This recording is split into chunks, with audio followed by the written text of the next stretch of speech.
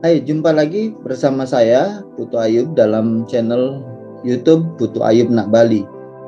Kesempatan kali ini saya ingin mengajak kita belajar kembali tentang screening naskah. Ini sebenarnya topik yang pernah saya bawakan di webinar PJTI, tetapi ada beberapa rekan menanyakan kembali apa yang harus dilakukan di dalam menyeleksi naskah di awal begitu. Dan beberapa rekan-rekan pengelola jurnal merasa wah ini bingung bagaimana caranya. Nah, kesempatan kali ini saya ingin menjelaskan hal itu dan saya harap bahwa kesempatan kali ini teman-teman bisa like dan subscribe dulu channel YouTube saya supaya bisa terus berkembang sebelum kita masuk dalam penjelasan. Materi kita adalah tentang screening naskah jurnal. Jadi ada beberapa hal yang harus dilakukan saat kita lakukan screening naskah jurnal. Kita mulai dengan yang pertama, kita perlu melihat apakah naskah yang dikirimkan itu sesuai dengan fokus and scope jurnal. Nah, saya misalnya mengelola jurnal evangelikal, jurnal teologi Injili dan pembinaan warga jemaat. Saya perlu melihat setiap naskah yang masuk. Apakah naskah-naskah yang masuk sudah relevan sesuai dengan fokus and scope dari jurnal teologi Injili dan pembinaan warga jemaat atau jurnal yang kita tuju.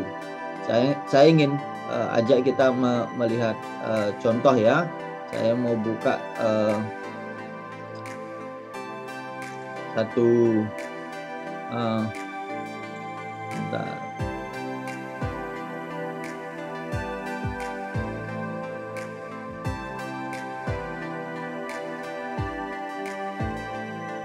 Nah, saya mau ajak kita browsing. Contohnya kita mau lihat jurnal dari STT Pelita Bangsa umpama Kurios. Nah, jurnal itu sudah akreditasi Sinta 2 dan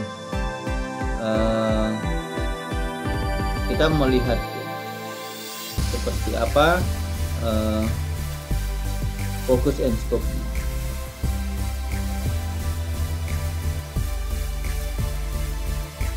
Jadi ini editornya itu adalah Pak Evans. Nah, kita coba buka jurnal ini. Ini sudah Sinta 2 bidang teologi. Saat ini kalau dari teologi Kristen Sinta 2 itu baru ada 3, Kurios, Dinamis, dan Jurnal Japrai. Nah, saya coba buka di sini di fokus and scope-nya. Kita lihat atau di awal itu kita bisa lihat fokus and scope-nya. Jadi ini adalah jurnal yang memuat hasil penelitian teologi dan pendidikan agama Kristen. Jadi dia lingkup kajian penelitiannya adalah teologi biblika, perjanjian lama maupun perjanjian baru, teologi sistematika dengan pendekatan non-doktrinal, kemudian teologi dan etika kontemporer, teologi pastoral, etika pelayanan, misiologi biblikal dan praktikal, kemudian pendidikan Kristiani dalam gereja, keluarga, dan sekolah. Nah, pengelola jurnal ketika melakukan seleksi awal, dia harus melihat hal itu. Apakah naskah yang dikirimkan ke kita itu, ke jurnal yang kita kelola sesuai dengan fokus and scope-nya. Yang kedua, yang kita harus lakukan adalah melakukan cek similarity. Misalnya kita menggunakan beberapa aplikasi. Jadi ada paling tidak ada 3 aplikasi yang kita bisa pilih. Semua berkaitan dengan budget keuangan pengelola jurnal. Umumnya yang dipakai Turnitin, yaitu yang sudah lumayan baik lah gitu. Kemudian nanti saya akan kasih contoh bagaimana hasil cek Turnitinnya. Lalu kita perlu membaca naskah yang masuk. Kita melihat kesesuaian kaidah dari naskah itu. Jadi apakah dari sisi bahasa naskah ini sudah sesuai atau tidak? Di jurnal-jurnal teologi muncul satu situasi yang sedikit mengganggu pengelola jurnal begitu. Jadi kadang bahasa dari artikel itu adalah bahasa khotbah. Biasanya di artikel muncul kalimat kita sebaiknya melakukan ini. Kita adalah yang begini-begini. Tidak jelas siapa yang dimaksud kita di dalam teks itu begitu. Bisa saja menurut penulis itu kita adalah orang Kristen, tapi secara bahasa tidak tepat karena artikel jurnal adalah artikel yang menuangkan hasil penelitian.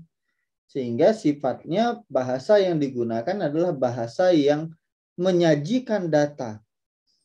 Baik itu data berupa angka maupun data-data pustaka, hasil kajian-kajian biblika, teologi, sistematik literatur review, dan lain sebagainya. Semua bahasa, semua sajiannya adalah berupa data.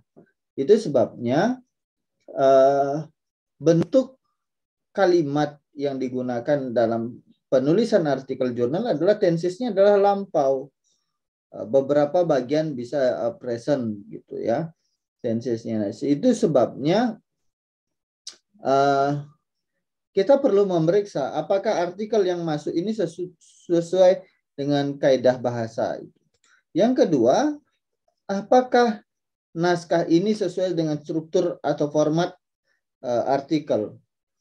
Saya dalam beberapa kali kesempatan melihat naskah yang masuk di jurnal yang kami kelola, itu kami temukan ada naskah yang tidak sesuai dari struktur atau format. Secara umum sebenarnya artikel jurnal itu menggunakan pola introduction, kemudian method, result, and discussion. 4 hal ini, pendahuluan, metode, hasil, dan pembahasan. Tetapi saya menemukan seringkali ini dibalik. Bukan persoalannya bukan soal discussion-nya dibalik, bukan. Sebenarnya yang ditempatkan setelah metode oleh beberapa penulis itu bukan discussion juga. Bukan pembahasan. Itu tinjauan pustaka yang di laporan penelitian kita ada di bab 2. Nah, jadi tidak relevan begitu. Jadi pembahasan itu bukan bab 2 itu, bukan. Nah, tetapi mau dibawa kemana bab 2 penelitian kita? Bab 2 penelitian kita berperan sebagai literatur review untuk di bab 1. Tetapi itu pun tidak semua digunakan. Kita akan perlu menyajikan literatur review, terutama penelitian-penelitian terdahulu. Kalau perlu pendefinisian, diperlukan dari bab 2 penelitian itu. Masuk di pendahuluan. Sehingga di pendahuluan itu akan berisi paling tidak latar belakang masalahnya, literatur reviewnya, kemudian rumusan masalah, tujuan penelitian. Kemudian di method. Method itu kita harusnya tidak terlalu banyak mengutip. Kita tidak perlu menjelaskan metode kualitatif adalah ini. Tidak perlu. Metode kuantitatif adalah tidak. Tetapi mengapa kita menggunakan metode itu? Mengapa tidak yang lain? Nah, itu yang kita perlu cermati. Apakah penulis menyajikan analisis data? Bagaimana dia menganalisis data dalam menulis artikel? Nah, itu perlu dijelaskan di metode. Cenderung yang saya cermati dalam seleksi awal, itu hanya sampai kepada akhirnya saya gunakan metode ini dan selesai. Jadi tidak jelaskan mengapa metode itu. Bagaimana analisisnya, sumber datanya dari mana. Begitu. Kemudian result, hasil. Dalam bagian hasil kita perlu melihat apakah dia betul-betul menyajikan data dengan baik. Data yang disajikan betul-betul cukup baik. Jangan sampai data yang disajikan sebenarnya diulang-ulang lagi. Sehingga kita perlu hati-hati di sini. Apalagi umpama penelitian kuantitatif itu banyak tabel. Harus hati-hati. Kemudian soal penelitian kualitatif atau biblical teologi umpama. itu hasil dan pembahasan digabung gitu penyajiannya. Hanya persoalannya seringkali adalah itu tidak ada pembahasan. Karena pembahasan itu sesuai dengan bahasa Inggrisnya adalah discussion. Itu artinya si penulis mendiskusikan antara temuan dengan teori, mendiskusikan antara temuan dengan penelitian terdahulu. Sehingga pola yang sebaiknya digunakan dalam pola ini adalah pola dialektika Hegel. Itu adalah tesis, antitesis, sintesis. Begitu. Semua yang kemudian diadu, didiskusikan, didialogkan, sehingga mengemukakanlah sebuah implikasi-implikasi teoritis yang kemudian memberi kontribusi secara teoritis. Kalau kita menyusun proposal penelitian, seringkali kita menuliskan di situ manfaat teoritis. Tetapi dalam kenyataannya kita tidak memberikan manfaat teoritis karena pembahasan kita tidak memberikan kontribusi atau implikasi teoritis terhadap isu yang diangkat. Begitu. Nah, strukturnya bukan pembahasan dulu baru hasil. Tidak, hasil dulu baru pembahasan. Nah, ini yang harus dijaga dari sisi struktur, dari sisi format. Kemudian ada bagian-bagian kesimpulan dan lain sebagainya. Metode dan substansi. Apakah kemudian metode dan substansi yang metode yang digunakan itu tepat atau tidak? Itu kita perlu cek. Substansinya perlu dibaca. Itu sebabnya dalam bagian screening awal ini, editor punya peran. Dia menjadi reviewer pertama naskah. Dia memiliki kewenangan untuk memutuskan naskah itu ditolak di awal atau kemudian dilanjutkan untuk ditinjau oleh reviewer, oleh pakar. Nah, ini penting sekali ketika kita memeriksa kesesuaian dengan kaidah. Bagian berikutnya dalam screening naskah itu adalah kesesuaian dengan ketentuan jurnal. Ada banyak jurnal yang menetapkan minimal umpama 3.000 sampai 5.000. Ada yang minimal 5.000 kata. Nah, ini harus diperhatikan. Model pengutipannya mau pakai model Turabian, Chicago, APA, kemudian Harvard, mau pakai model yang mana, IEEE. Kita harus perhatikan baik-baik. Jurnal ini menggunakan model yang mana. Dan kita harus taat dengan itu. Kita tidak bisa menetapkan, saya mau pakai Turabian. Sementara jurnalnya menggunakan model APA. Tidak bisa, pasti ditolak. Nah, sebaliknya, editor harus menjaga itu. Gitu, kesesuaian dengan ketentuan. Kalau tidak, wah celaka nanti naskah yang diterbitkan tidak konsisten. Jadi ada template, ada author guideline yang dibuat oleh jurnal dan itu menjadi semacam panduan, pagar. Kalau tadi pagar kajiannya itu fokus and scope, kemudian pagar untuk menjaga originalitasnya itu menggunakan check similarity, kemudian pagar berikutnya adalah pagar soal kaidah, yang keempat adalah soal kesesuaian dan ketentuan. Di situ ada author guideline, ada template submission. Nah, itu yang harus diperhatikan gitu. Sehingga editor sendiri harus taat dengan template, author juga harus taat dengan template begitu. Nah, berikutnya screening terakhir screening lanjutannya adalah naskah ini sudah lolos 4 tahap, maka diserahkan kepada reviewer. Reviewer kemudian akan mengkaji naskah ini. Ada jurnal yang hanya editor yang mereview, ada jurnal yang melibatkan reviewer 1, ada yang sampai 5 reviewer, tergantung kebijakan jurnal masing-masing. Dan kita mau pakai mana? Jurnal yang kita kelola mau pakai model yang mana? Kalau kita melibatkan reviewer, ya kita harus melibatkan reviewer yang relevan dengan bidang naskah. Saya pernah ditugaskan satu penelitian yang bagi saya tidak cocok menjadi reviewer naskah itu. Saya kurang memahaminya. Tapi editornya minta-minta, ya tolonglah Pak. Saya akhirnya mereview dan tidak maksimal. Jadi ini juga harus dijaga. Kita sedang menyeleksi naskah dalam hal ini.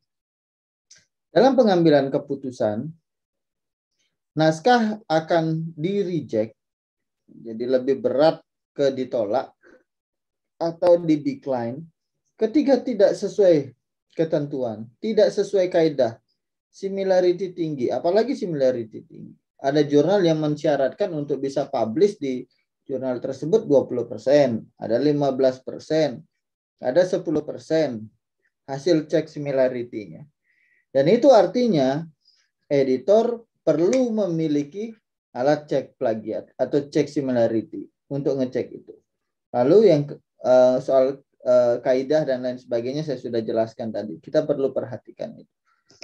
Peluang berikutnya, naskah bisa diproses ketika similarity normal, sesuai dengan kaidah, sesuai dengan ketentuan, sesuai dengan scope. Soal substansi nanti itu reviewer akan membantu melihat apakah substansinya perlu perbaikan atau tidak. Ada kalanya tidak menjamin juga naskah yang sudah tahap review pasti akan diterima dengan revisi kecil. Tidak. Ada kalanya kacamata reviewer lebih tajam, lebih tebal, sehingga dia bisa meneliti, melihat lebih mendalam, apalagi dia pakarnya, dan dia bisa memberi masukan. Begitu. Lalu berikutnya, ini soal cek similarity. Contoh ini satu naskah, judulnya ini, hasil cek similarity-nya 19%. Ini ada sumber pertamanya dari ini 13%, ini 2%.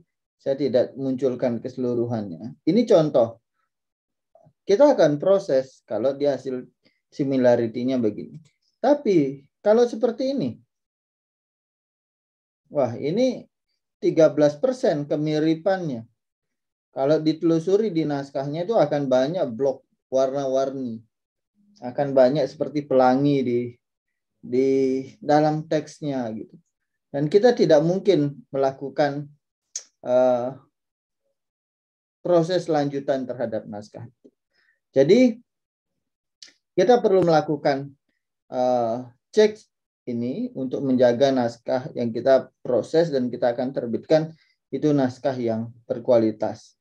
Nah, bagi saya kita perlu sebagai editor mengoptimalkan hal ini sehingga naskah-naskah yang kita terbitkan adalah naskah-naskah yang berkualitas, yang baik, dan itu bermanfaat bagi kemajuan keilmuan kita.